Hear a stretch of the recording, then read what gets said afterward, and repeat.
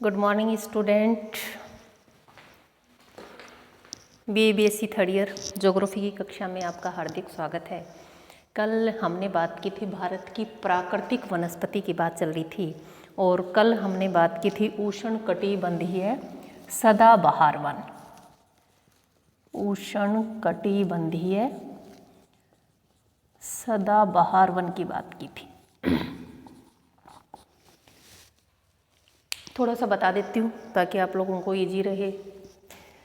देखिए, कल हमने बात की थी उष्णकटिबंधीय सदाबहार वन। ऐसे वन देखिए, जैसा इनके नाम से ही पता चलता है कि उष्णकटिबंधीय क्यों, क्योंकि भारत की जलवायु किस प्रकार की है, उष्णकटिबंधीय मानसूनी जलवायु। तो हम कह सकते हैं कि भारत की जो जलवायु है किस प्रकार की है, उष्णकटिबंधीय। सदाबहार वन, सदाबहार वन का अर्थ होता है सदा हरे भरे रहने वाले। ऐसे जो वन होते हैं वो अधिक तापमान 22 डिग्री सेल्सियस तापमान और अधिक वर्षा वाले 200 सेंटीमीटर से अधिक वर्षा वाले क्षेत्रों में पाए जाते हैं। अब बात करें कहाँ पाए जाते हैं, पश्चिमी घाट है, पश्चिमी घाट के पश्चिमी ढाल पर। थोड़ा सा ये कोरोमंडल तट है, वेस्ट बंगाल के हुगली नदी का जो डेल्टा है उस वाला पार्ट है, और मेघालय कह सकते हैं कि हम अरुणाचल प्रदेश को छोड़कर समस्त ये 7 सिस्टर्स वाला जो क्षेत्र है वो इसमें शामिल है। अधिक तापमान और अधिक वर्षा इस क्षेत्र की विशेषताएं पाई जाती हैं। वर्षा क्या होती है, थोड़े थोड़े समय के अंतराल पर होती रहती है, और ये वृक्ष कभी भी अपनी पत्तियां नहीं गिराते हैं, और इनकी जो लकड़ी होती है वो कठोर होती है। तो 200 सेंटीमीटर से अधिक वर्षा वाले क्षेत्रों में, इधर आपको पता है कि महाराष्ट्र से लेकर और केरल तक इस क्षेत्र में अधिक वर्षा होती है। यहाँ पश्चिमी घाट है और पश्चिमी घाट को हम सह्याद्री के नाम से भी जानते हैं। मानसून के माध्यम से ग्रीष्म काल में इस क्षेत्र में अधिक वर्षा होती है, बाकी समय में भी वर्षा होती रहती है, कुछ कुछ समय अंतराल पर वर्षा होती रहती है। जितनी अधिक वर्षा होती है उतनी ही अधिक वनस्पतियाँ भी पाई जाती हैं। तो इस क्षेत्र की मुख्य विशेषता है कि यहाँ 35 से कह सकते हैं कि हम 50 से 60 मीटर ऊंचाई के वृक्ष पाए जाते हैं, बीच में लताएं पाई जाती हैं। इतनी अधिक सघन वनस्पति पाई जाती है कि सूर्य की किरणें भी धरातल तक नहीं पहुँच पाती हैं।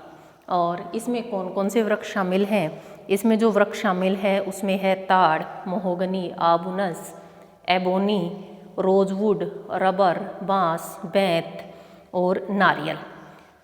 इन जो वृक्ष होते हैं इनकी लकड़ी क्या होती है, कठोर होती है, और इनका दोहन करना कठिन कार्य है। क्यों है, क्योंकि वनस्पति इतनी अधिक सघन पाई जाती है और एक जैसे वृक्ष नहीं पाए जाते हैं, अनेक प्रकार के वृक्ष पाए जाते हैं, जिसके कारण इनका दोहन करना, इनको काटना क्या होता है, कठिन कार्य होती हैं। बहुत सारी लताएं होती हैं जो पेड़ों पर लिपटे रहती हैं, जिसके कारण भी इनको काटना क्या होता है, कठिन कार्य होता है। अगर बाँस, अब बांस का हम ज़्यादा उपयोग कहाँ करते हैं, आपने देखा होगा कि बांस की जो लकड़ी होती है कठोर लकड़ी होती है, दीमक भी नहीं लगती है उसको, और यही कारण है कि उसका बहुत कम उपयोग में उसको लाया जाता है, क्योंकि इनकी जो लकड़ी होती है वो किस प्रकार की होती है, कठोर लकड़ी होती है।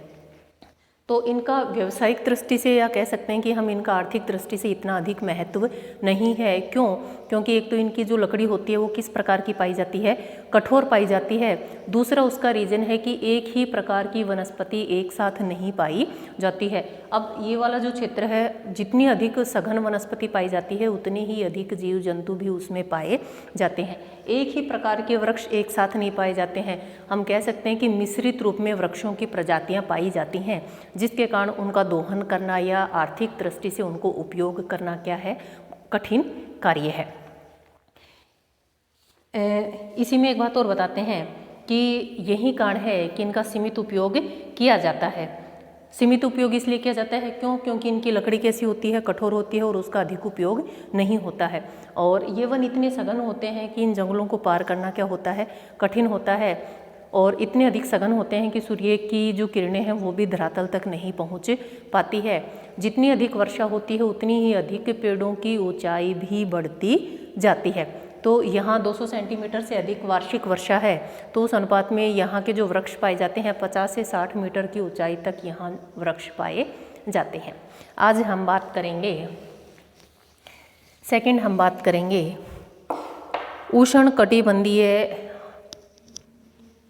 उष्णकटिबंधीय पतझड़ी वन, पतझड़ वन या आर्द्र पर्णपाती वन।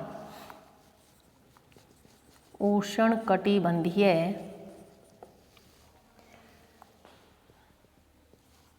पतझड़ वन। देखिए पतझड़ वन मतलब पत्तियां गिरा देते हैं। बात करते हैं उष्णकटिबंधीय पतझड़ वन, इसमें भी 100 से 200 सेंटीमीटर क्या चाहिए, सेंटीमीटर वार्षिक वर्षा, क्या चाहिए, वार्षिक वर्षा। जो उष्णकटिबंधीय पतझड़ी वन होते हैं ये, इसमें क्या होता है 100 से 200 सेंटीमीटर वार्षिक वर्षा चाहिए। इसमें भी 2 प्रकार के वन पाए जाते हैं, एक होते हैं आर्द्र और दूसरे होते हैं शुष्क। उष्णकटिबंधीय आर्द्र पतझड़ वन और दूसरे होते हैं उष्णकटिबंधीय शुष्क पतझड़ वन। ठीक है, जहाँ वर्षा 100 से 200 सेंटीमीटर होती है वहाँ आर्द्र वन पाए जाते हैं, और कह सकते हैं हम 100 से थोड़ा सा कम होती है, 100 सेंटीमीटर से कम होती है वहाँ शुष्क उष्णकटिबंधीय शुष्क पतझड़ वन वहाँ पर पाए जाते हैं। अब बात करते हैं कि ये जो वृक्ष पाए जाते हैं उष्णकटिबंधीय पतझड़ वन 220 लाख हेक्टेयर क्षेत्रफल पर यह फैले हुए हैं। इनको मानसूनी वन भी कहा जाता है, क्योंकि जैसे ही गर्मी की ऋतु प्रारंभ होती है उससे पहले ये वृक्ष अपनी पत्तियां गिरा देते हैं। जबकि हमने इन सदाबहार वनों की बात की थी, ये वृक्ष कभी भी वर्ष के किसी भी समय अपनी पत्तियां नहीं गिराते हैं। लेकिन अगर हम पतझड़ वन की बात करें तो ग्रीष्म ऋतु से पहले ये वृक्ष क्या करते हैं, अपनी पत्तियां गिरा देते हैं, और फिर नई नई कोपलें आती हैं और फिर नए पत्ते बनना प्रारंभ हो जाता है। जैसे ही शुष्कता आती है, गर्मी ऋतु बढ़ती है, उससे पहले ये वृक्ष अपनी पत्तियां गिरा देते हैं, और ताकि वाष्पीकरण की दर को कम किया जा सके। देखिए वास्तव में होता क्या है कि प्रकृति ने पौधों को उसी प्रकार से बनाया है जिस प्रकार की वहाँ पर जलवायु पाई जाती है, कि कह सकते हैं कि हम प्रकृति ने उनको कुछ विशेष पावर्स दी हैं या विशेष शक्तियाँ उनको दी हैं, जिसके कारण भी वह जिस प्रकार की जलवायु होती है उसी जलवायु में वह वनस्पति पनप जाती है। अब जो पतझड़ वन है, वाष्पीकरण की दर जैसे ही बढ़ती है क्या होते हैं, पौधे अपनी पत्तियों को गिरा देते हैं ताकि वाष्पीकरण की जो दर है उसको क्या किया जा सके, कम किया जा सके। अगर ऐसा नहीं होगा तो क्या होगा, जो पौधे हैं वो अपने आप को उस वायुमंडल या उस वातावरण में अपने आप को जीवित रखने में सक्षम नहीं होंगे। और आपने जैसे कटीली मरुस्थलीय जो झाड़ियाँ होती हैं उसके बारे में आपने देखा होगा कि प्रकृति ने पशुओं से बचाव के लिए और जलवायु से बचाव के लिए उसको क्या प्रदान किए हैं, लंबी जड़ें दी हैं, छोटी पत्तियाँ दी हैं, कांटे दिए हैं, ताकि जंगली जो जानवर हैं उसको खा नहीं सके, और वह उस मरुस्थलीय दशाओं में भी अपने आप को क्या कर सके, अपने आप को विकसित कर सके। छोटी पत्तियाँ दी हैं, छोटी पत्तियाँ इसलिए दी हैं क्योंकि जो वाष्पीकरण की दर है उसको कम किया जा सके। खेजड़ी जो होती है उसकी छाल मोटी दी है, उसका रीजन भी है, जितनी छाल मोटी होगी उतनी वाष्पीकरण की दर क्या होती जाएगी, कम होती जाएगी। तो प्रकृति की ये विशेष अनुपम देन है। तो जो उष्णकटिबंधीय पतझड़ वन है 220 लाख हेक्टेयर क्षेत्रफल में भारत के पाए जाते हैं, और हम कह सकते हैं कि सर्वाधिक जो विस्तार है इन्हीं वनों का पाया जाता है। आप यहाँ से देखिए, पंजाब हरियाणा के ऊपर वाले क्षेत्र से लेकर और केरल तक, और इधर आप गुजरात से प्रारंभ होते हैं एमपी से, और यहाँ वेस्ट बंगाल तक, पूरे भारत में सिर्फ इस वृष्टि छाया क्षेत्र को छोड़ दीजिए, इधर वाले क्षेत्र को छोड़ दीजिए, बाकी जितना भी क्षेत्र है उसमें कौन से वृक्ष पाए जाते हैं, उष्णकटिबंधीय पतझड़ वन पाए जाते हैं। उनको भी हमने 2 पार्ट्स में डिवाइड किया है, एक होते हैं उष्णकटिबंधीय आर्द्र पतझड़ वन और एक होते हैं उष्णकटिबंधीय शुष्क पतझड़ वन। वर्षा की मात्रा के आधार पर इसको 2 भागों में बांटा है। आर्द्रता का मतलब 100 से 200 सेंटीमीटर वर्षा, और शुष्क मतलब वहाँ पर वर्षा की मात्रा क्या होती है, 100 सेंटीमीटर से कम होती है, या हम कह सकते हैं कि 60 से 100 सेंटीमीटर के मध्य वर्षा की मात्रा पाई जाती है। अब बात यह आती है कि जैसे ही ग्रीष्म ऋतु आती है ये जो पतझड़ वाले वन है ये अपनी पत्तियां गिरा देते हैं, क्योंकि उस समय मौसम में शुष्कता आ जाती है और जो वाष्पीकरण की दर है उसको कम करने के लिए ये पौधे क्या करते हैं, अपनी पत्तियां गिरा देते हैं ताकि उस जलवायु में अपने आप को जीवित रख सकें। व्यावसायिक दृष्टि से ये जो वृक्ष होते हैं बहुत अधिक महत्वपूर्ण माने जाते हैं। अब बात करते हैं कि इसमें कौन से वृक्ष पाए जाते हैं। पहले हम बात करेंगे कि शुष्क में कौन से वन पाए जाते हैं।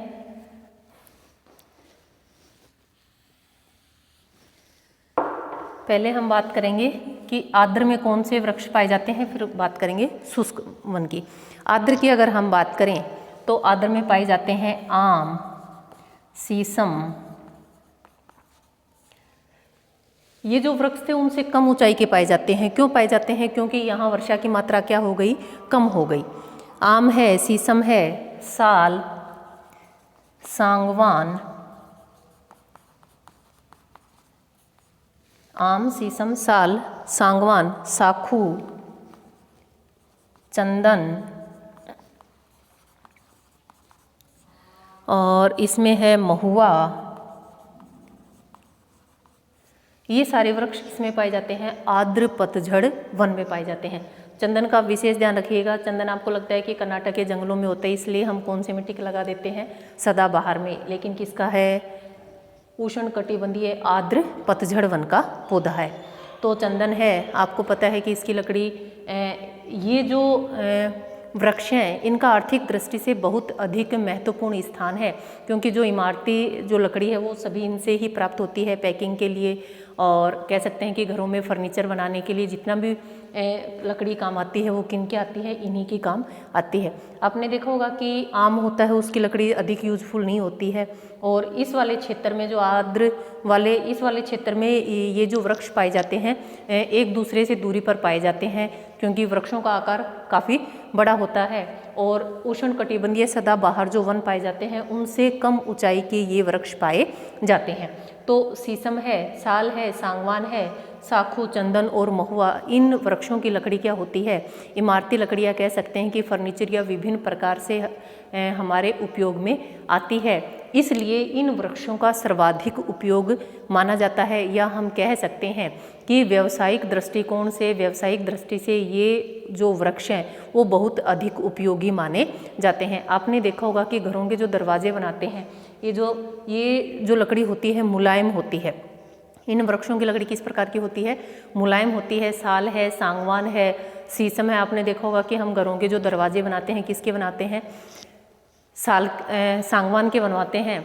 आप देखना वो बहुत अधिक मुलायम होती है, कभी भी उसमें दीमक या कीड़ा नहीं लगता है। जो कट कट की आवाज़ करता है वो आपके आम में लग जाता है, या जो हम खेजड़ी वगैरह की जो भारी लकड़ी का उपयोग में लेते हैं तो उसमें कीड़ा लग जाता है, और उसकी उम्र बहुत कम होती है लकड़ी की उम्र। तो जो सांगवान होता है बहुत अधिक मुलायम होता है, उसके जब वो कारपेंटर उसको अच्छे से फिनिशिंग में लेके आता है तो बहुत अधिक मुलायम होता है। लकड़ी अधिक हैवी नहीं होती है, कठोर लकड़ी नहीं होती है, कोमल लकड़ी होती है, और घरों में दरवाजे बनाते हैं इस लकड़ी में कभी भी कीड़ा या दीमक नहीं लगती है।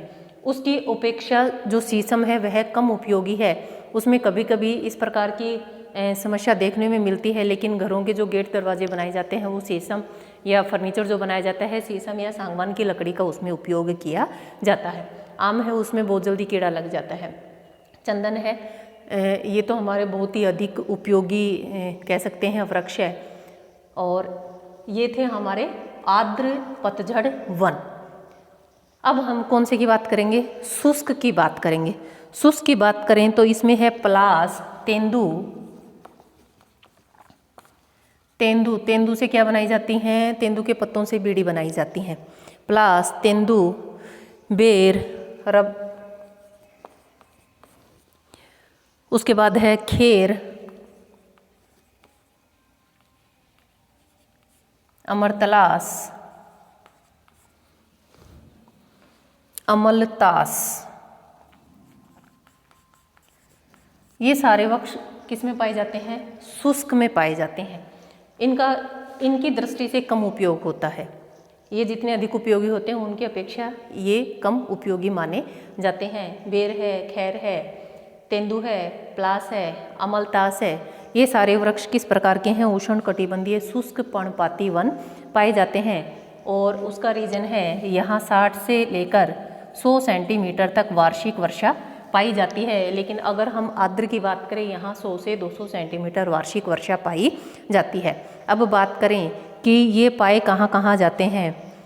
पश्चिमी घाट के पूर्वी ढालों पर कौन से? आर्द्र।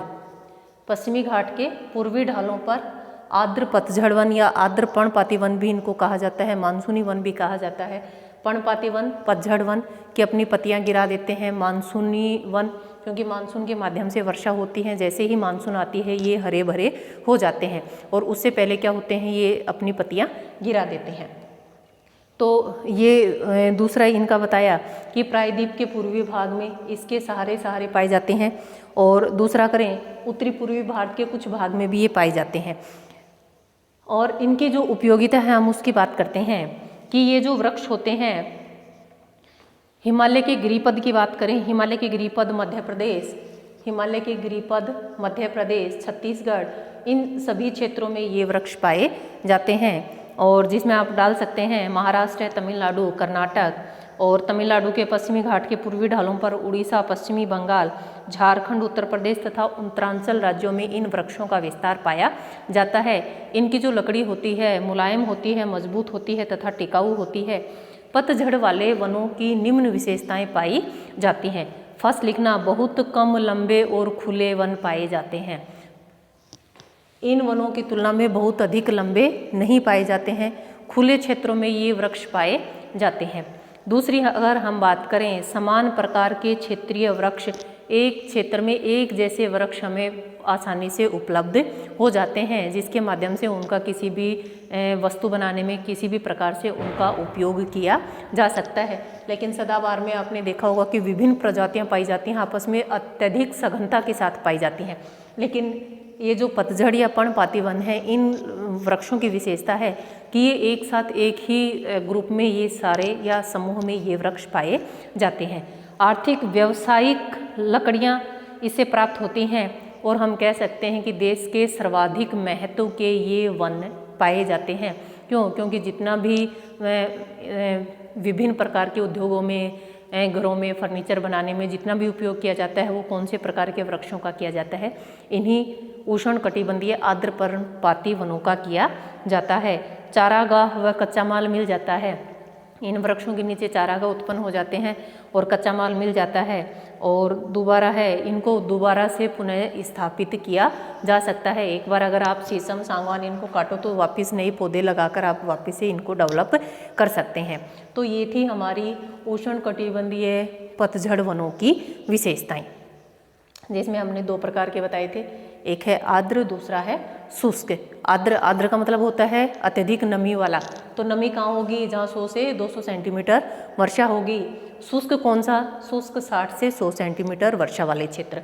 जहाँ वर्षा अधिक पाई जाती है इस प्रकार के वृक्ष पाए जाते हैं, जहाँ वर्षा कम होती है 60 से 100 सेंटीमीटर जहाँ वर्षा होती है आमेप्लास, तेंदुबेर, खैर, अमलतास, इस प्रकार के वृक्ष हमें वहाँ देखने को मिलते हैं। मिलते कहाँ हैं, सबसे अधिक कह सकते हैं कि भारत के सबसे अधिक क्षेत्रफल पर जो वृक्ष पाए जाते हैं वो है उष्णकटिबंधीय आर्द्र या पतझड़ वन। तीसरी बात करते हैं,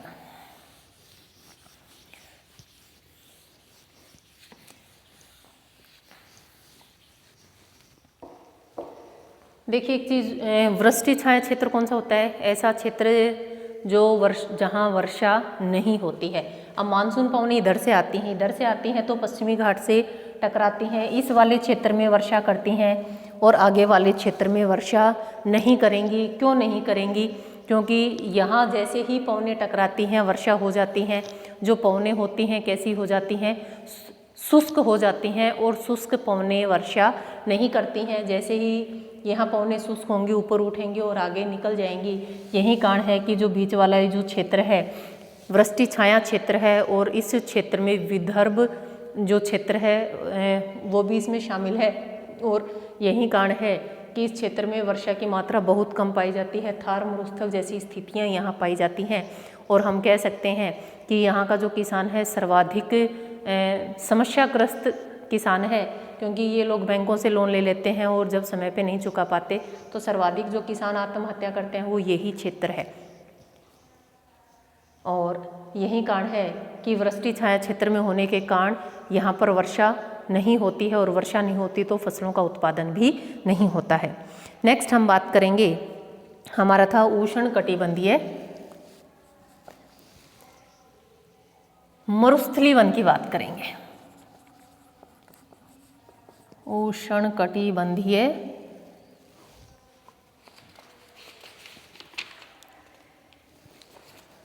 मरुस्थलीय वनस्पति। उष्णकटिबंधीय मरुस्थलीय वन। देखिए ये वृक्ष कहाँ कहाँ पाए जाते हैं। इसको मैंने वृष्टि छाया क्षेत्र और थार का मरुस्थल वाला भाग है, हरियाणा, पंजाब, राजस्थान, गुजरात और मध्य प्रदेश, उत्तर प्रदेश का कुछ भाग, उत्तर प्रदेश का पश्चिमी भाग, ये जो क्षेत्र हैं इसमें उष्णकटिबंधीय मरुस्थलीय वन पाए जाते हैं। इसको भी हम दो भागों में बांटेंगे, एक जहाँ वर्षा की मात्रा कम होती है, कह सकते हैं हम स्टेपी, और मरुस्थलीय। स्टेपी का अर्थ होता है अर्ध मरुस्थलीय, और जो मरुस्थल होता है उसका अर्थ होता है पूर्ण रूप से मरुस्थल। अब देखिए क्या होता है कि यह जो क्षेत्र है इसमें वर्षा की मात्रा बहुत कम पाई जाती है। उष्णकटिबंधीय मरुस्थलीय वन, इसको हम बोल सकते हैं उष्णकटिबंधीय कटीले वन, क्योंकि मरुस्थल में किस प्रकार के वृक्ष पाए जाते हैं, कटीले वन पाए जाते हैं, झाड़ियाँ पाई जाती हैं, स्टेपी पाए जाते हैं और शुष्क सवाना पाए जाते हैं। स्टेपी, स्टेपी का अर्थ क्या होता है, अर्ध शुष्क, अर्ध शुष्क। ये वाला क्षेत्र पूर्ण रूप से मरुस्थल है, ये वाला अर्ध शुष्क है। इसी प्रकार से हमने इसको दो भागों में बांटा। इस वाले क्षेत्र में सिर्फ घास उगती है जिसको हम क्या बोलते हैं, पूर्ण रूप से मरुस्थल या शुष्क हम बोलते हैं। आगे वाला जो क्षेत्र होता है अर्ध शुष्क जिसको हम कहते हैं, इसमें क्या होती है 25 से 50 सेंटीमीटर तक वार्षिक वर्षा होती है। और या हम इसकी बात करें किस प्रकार के वृक्ष पाए जाते हैं, भारत में कहाँ पाए जाते हैं जहाँ 50 सेंटीमीटर से कम वार्षिक वर्षा होती है। इस क्षेत्र की अगर हम बात करें, प्लस में वृष्टि छाया क्षेत्र की बात करें, यहाँ पर 50 सेंटीमीटर से कम वर्षा होती है। दूसरा एक चीज़ आप सभी जानते हैं कि जैसे ही वर्षा की मात्रा कम होगी वनस्पति भी कम पाई जाएगी, या कह सकते हैं कि हम वनस्पति के जो वितरण है या प्रतिरूप है उसमें भी अंतर आ जाता है। अब बात करें कि 50 सेंटीमीटर से कम वर्षा होती है, इस क्षेत्र में तापमान अधिक पाया जाता है, वर्षा कम होती है, तो यहाँ पर किस प्रकार के वृक्ष मिलेंगे, हमें कटीली झाड़ियाँ मिलेंगी, खेजड़ी मिलेगा, रोहिड़ा मिलेगा। ऐसे वृक्ष जिनकी छाल कैसी होती है, तना कैसा होता है, तने की जो छाल होती है वो किस प्रकार की होती है, मोटी पाई जाती है, और जो पत्तियाँ होती हैं बिल्कुल बारीक होती हैं, चिकनी होती हैं और कांटे होते हैं। उसका रीज़न क्या होता है कि ये जो वृक्ष होते हैं इनकी जड़ें गहरी होती हैं ताकि वाष्पी जो पृथ्वी के अंदर की जो नमी है उसको ले सकें और अपने आप को इस मरुस्थलीय दशाओं में जीवित रख सकें। पत्तियाँ छोटी इसलिए होती हैं क्योंकि वाष्पीकरण की दर को क्या कर देती हैं, कम कर देती हैं। पत्तियाँ छोटी इसलिए होती हैं, चिकनी होती हैं ताकि, या मोटी होती हैं ताकि वाष्पीकरण की जो दर है उसको क्या किया जा सके, कम किया जा सके। क्यों? क्योंकि मरुस्थलीय दशाएं हैं, तापमान अधिक है और तापमान अधिक होगा तो वाष्पीकरण की दर भी बढ़ेगी। अगर पत्ते बड़े होंगे तो वाष्पीकरण अधिक होगा, पत्तियां छोटी होंगी तो वाष्पीकरण की दर क्या हो जाएगी, कम हो जाएगी। ये जो वृक्ष होते हैं जैसे खेजड़ा है, खेजड़ी जिसको बोलते हैं, रोहिड़ा और बबूल, इनके जो वृक्ष होते हैं या इनके जो तने होते हैं, उनकी जो वृक्षों की जो छाल होती है वो मोटी पाई जाती है और जैसे जैसे तापमान बढ़ता है इसकी छाल की मोटाई बढ़ती जाती है। उसका कारण क्या है कि वाष्पीकरण की दर को कम किया जा सके। अब देखिए इसकी अगर हम बात करें, ये जो वृक्ष पाए जाते हैं मोटी छाल होती है, पत्तियों के साथ कांटे होते हैं क्योंकि प्रकृति ने क्या किया, इसके साथ इनको कांटे प्रदान कर दिए, पत्तियों के साथ कांटे प्रदान कर दिए ताकि पशु इसे खा नहीं सके और मरुस्थलीय जो दशाएं हैं उसमें भी अपने आप को ये जीवित रख सके। बबूल, खजूर, नागफनी, खेजड़ा वृक्ष कौन कौन से पाए जाते हैं इसमें, बबूल, नागफनी। आपने देखा होगा कि नागफनी काफ़ी मोटे होती हैं, कटीली होती हैं। बबूल, नागफनी, खेजड़ा। खेजड़ा क्या होता है, खेजड़ी या खेजड़ा, आपके जांटी सुना है आपने, बहुत सारे क्षेत्रों में, हमारे यहाँ खूब भारी मात्रा में जयपुर के आसपास वाले क्षेत्र में भी पाई जाती हैं। उस जांटी को ही, या कई जो क्षेत्र हैं उनमें उनको जांटी भी कहा जाता है, उनको खेजड़ी कहा जाता है। सही है, क्या कहा जाता है, उनको खेजड़ी कहा जाता है। नागफनी, रीठा, कैर, बेर। कैर के क्या लगता है, आपने अचार देखा होगा, टीट का जो अचार लगता है वो इन कैर के ही जो जाल होते हैं उसके लगता है। आंवला, रोहिड़ा, आंवला होता है रोहिड़ा, रोहिड़े के फूल बड़े अच्छे आते हैं, रेड कलर के, येलो कलर के, और उस कह सकते हैं कि मरुस्थल वाले क्षेत्र में वो बड़े अच्छे दिखने में भी बड़े अच्छे लगते हैं। क्यों? चारों तरफ टीले टीले रहते हैं और जो रोहिड़े के फूल खिलते हैं वो उस मरुस्थल में मरुधान के समान प्रतीत होते हैं। रोहिड़ा एक होता है करील के वृक्ष, करील के वृक्ष। ये सारे वृक्ष किस प्रकार के हैं? जहाँ 50 सेंटीमीटर से कम वर्षा होती है या मरुस्थलीय दशाओं वाले पौधे पाए जाते हैं। नागफनी, खेजड़ा, रीठा, कैर, बेर, आंवला, रोहिड़ा और ये जो करील का वृक्ष हैं, ये सारे वृक्ष यहाँ पर पाए जाते हैं। बात करें उत्तर पश्चिमी, इधर राजस्थान में, मध्य प्रदेश में और कर्नाटक के भीतरी भागों में भी ये वृक्ष पाए जाते हैं। दूसरा हम कह सकते हैं कि इस वृष्टि छाया प्रदेश में भी इसी प्रकार के वृक्ष पाए जाते हैं। क्यों पाए जाते हैं? क्योंकि यहाँ पर जो वर्षा होती है वो भी 50 सेंटीमीटर से कम वर्षा पाई जाती है। इन दोनों में सिमिलरिटी हैं, समानताएं हैं। क्यों? क्योंकि यहाँ भी वर्षा की जो मात्रा है कम पाई जाती है और यहाँ पर भी वर्षा की मात्रा कम पाई जाती है। बात करते हैं इन वृक्षों का क्या महत्व है, ये इन वनों की कौन सी विशेषताएं हैं। सबसे फर्स्ट, बिखरे हुए रूप में मिलते हैं, कांटेदार मिलते हैं तथा कम पत्ती वाले वृक्ष पाए जाते हैं। कह सकते हैं कि इन वनों की सबसे छोटी विशेषता ये है कि छोटे छोटे पौधे होते हैं, बिखरे हुए होते हैं, झाड़ी के रूप में होते हैं, और कह सकते हैं कि कांटेदार होते हैं और कम पत्ती वाले वृक्ष होते हैं, पत्तियां बहुत अधिक कम पाई जाती हैं। दूसरी कहते हैं कि इनकी जो लकड़ी होती है उसका उपयोग सिर्फ हम ईंधन के रूप में कर सकते हैं। क्यों कर सकते हैं? क्योंकि इनकी जो लकड़ी होती है वो किस प्रकार की पाई जाती है? भारी लकड़ी पाई जाती है। इनकी जो लकड़ी होती है किस प्रकार की होती है? भारी लकड़ी होती है, और लकड़ी भारी होने के कारण उसका हम सिर्फ ईंधन के रूप में उपयोग कर सकते हैं।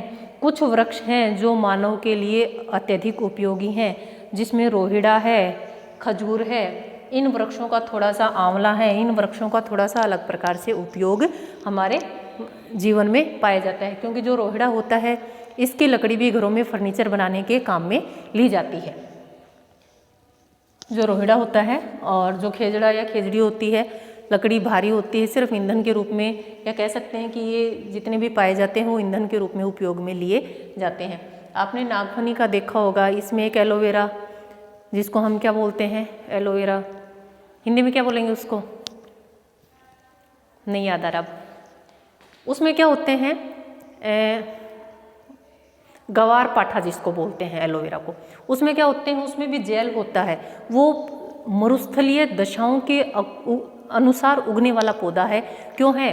क्योंकि उसमें जो जेल होता है उसकी एक मोटी परत पाई जाती है, और जिसके कारण वह मरुस्थलीय दशाओं में भी अपने आप को जीवित रख सकता है, या हम कह सकते हैं कि मरुस्थल के अनुसार उगने वाला पौधा है। और अगर हम बात करें कि विभिन्न औषधियों में या सौंदर्य प्रसाधन जो वस्तुएं बनती हैं उनमें उसका उपयोग किया जा सकता है। धीरे धीरे जो हमारा मरुस्थल उसमें वनस्पति के प्रतिरूप में भी अंतर आता जा रहा है। जैसे जैसे शिक्षा का प्रचार होता जा रहा है, इन क्षेत्रों की जो वनस्पति है उसके प्रतिरूप में अंतर आता जा रहा है। नेक्स्ट हम बात करेंगे, ये हमारी उष्णकटिबंधीय मरुस्थलीय वन, इसको भी स्टेपी जो होता है हम उसको बोलते हैं अर्ध शुष्क, ठीक है, अर्ध शुष्क। और जो दूसरा है उसको हम बोलेंगे शुष्क। शुष्क का अर्थ होता है 25 सेंटीमीटर के आसपास वर्षा, और अर्ध शुष्क का मतलब होता है 50 सेंटीमीटर के आसपास जहाँ वर्षा होती है। वृक्ष कौन कौन से पाए जाते हैं? ये सारे वृक्ष पाए जाते हैं।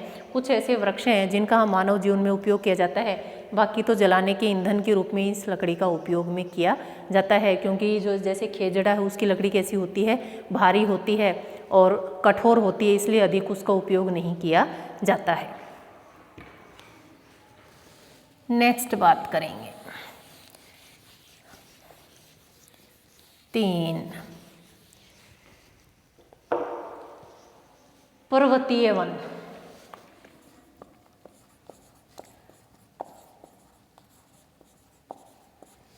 दो वन बचे हैं, कल हम पढ़ेंगे इनको, पर्वतीय वन और ज्वारीय वन। ज्वारीय वन को मैंने यहाँ प्रदर्शित नहीं किया है, उसका कारण क्या है कि बहुत सीमित मात्रा में पाए जाते हैं, कच्छ का रण है वहाँ पाए जाते हैं, और दूसरा गंगा ब्रह्मपुत्र नदी के डेल्टा में पाए जाते हैं या नदियों के मुहाने पे पाए जाते हैं। जवारीय वन भी बोलते हैं, डेल्टाई वन भी बोलते हैं, सुंदरी वन भी बोलते हैं, बहुत सारे नामों से इनको भी जाना जाता है। कल विस्तार से 2 और हैं हमारी, इनकी बात करेंगे, फिर हमारा ये चैप्टर हो जाएगा कंप्लीट। आज का क्वेश्चन है आपका कि भारत के सबसे अधिक क्षेत्रफल पर किस प्रकार के वृक्ष पाए जाते हैं। ठीक है, अभी आप आज वाली वीडियो में है, आप अच्छे से देखना, मुझे रिप्लाई करें कि भारत में पाए जाने वाले वृक्षों में सर्वाधिक क्षेत्र पर किस प्रकार के वृक्ष पाए जाते हैं, या हम इसके अकॉर्डिंग हम कह सकते हैं कि भारत में जो वनस्पतियां पाई जाती हैं उसमें सबसे अधिक किस प्रकार के वन पाए जाते हैं। और सेकंड मुझे आप कमेंट करके बताएंगे कि भारत में कितने प्रतिशत क्षेत्रफल पर वनों का विस्तार पाया जाता है। इन दोनों क्वेश्चनों को आप मुझे कमेंट करके बताएं। धन्यवाद, मिलते हैं नेक्स्ट क्लास में, और कल जो अपना ये टॉपिक है ये कंप्लीट हो जाएगा। और कोई भी चीज़ समझ नहीं आए आप मुझे कमेंट कर सकते हैं, कहीं भी कोई समस्या आ रही हो, और साथ साथ नोट्स में डालती रहती हूँ, आप देखिए उनको, और कहीं कोई समस्या आए तो आप मुझे मैसेज कर सकते हैं, कमेंट कर सकते हैं। धन्यवाद, मिलते हैं नेक्स्ट क्लास में।